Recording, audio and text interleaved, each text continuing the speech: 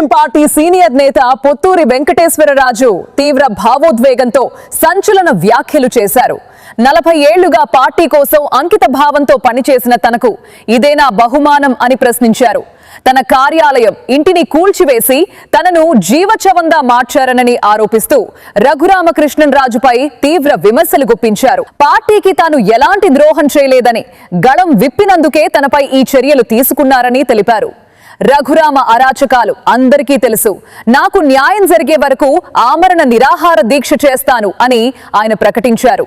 ఈ సందర్భంగా పార్టీ అధినేత నారా చంద్రబాబు నాయుడును ఉద్దేశించి చంద్రబాబు గారు నన్ను క్షమించండి అంటూ విజ్ఞప్తి చేశారు. ఈ వ్యవహారం తెలుగుదేశం పార్టీ వర్గాల్లో చర్చనీయాంశంగా మారింది. చంద్రబాబు నాయుడు గారు క్షమించండి, చంద్రబాబు నాయుడు గారు నా పరిస్థితి సంవత్సరంలో పార్టీ ఆఫీస్ కొట్టేసి, నా ఇల్లు కొట్టేసి, నన్ను జీవోత్సవాన్ని ప్రాణం వండించేవాన్ని చేశాడు ఈ దుర్మార్గుడు రఘురామకృష్ణరాజు సార్. నన్ను క్షమించండి సార్. నేను నా ఆత్మాభిమానాన్ని చంపుకోలేక అమర నిరాదీక్షలో కూర్చున్నాను సార్. నన్ను క్షమించండి సార్. నేను పార్టీకి ఏ తప్పు చేయను సార్. నేను పార్టీ క్రమశిక్షణ తప్పను సార్. పార్టీ క్రమశిక్షణకు కట్టుబడి 40 సంవత్సరాలు నా రాజకీయ జీవితంలోనే ఇటువంటి వ్యర్థం వస్తుందని మీరు ముఖ్యమంత్రిగా ఉండగా నాకు ఈ పరిస్థితి వస్తుందని నేను కళ్ళలో కూడా అనుకోలేదు. చంద్రబాబు నాయుడు గారు నన్ను క్షమించండి.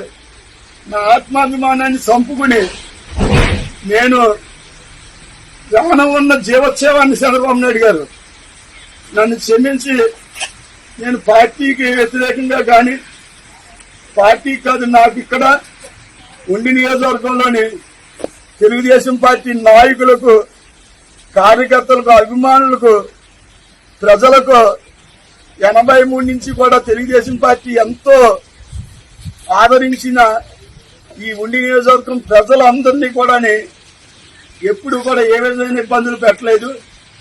ఈ దుర్మార్గుడు 19 సంవత్సరాల నుంచి, 19 నెలల నుంచి పెట్టేటి హింసలు భరించలేక పార్టీని కాపాడుకోవడం కోసం నేను ఉండి నియోజకవర్గంలో తెలుగుదేశం పార్టీకి నాయకులకి, కార్యకర్తలకి, అభిమానులకి, పేదలు ఇల్లు కొట్టేస్తున్నాడు సార్. ప్రార్థనా మందిరాలను పడగొట్టేస్తున్నాడు సార్. సైకోలేక ఎవరించేతను ఇక తట్టుకోలేక అందరికీ చెప్పాను సార్. విజిల్ ఇంటెలిజెన్స్ వాళ్ళకి కూడా అందరికీ ఇలా జరుగుతున్నది, హైకమాండ్ దృష్టికి తీసుకెళ్ళమన్నాను సార్. అందరికీ తెలుసు సార్.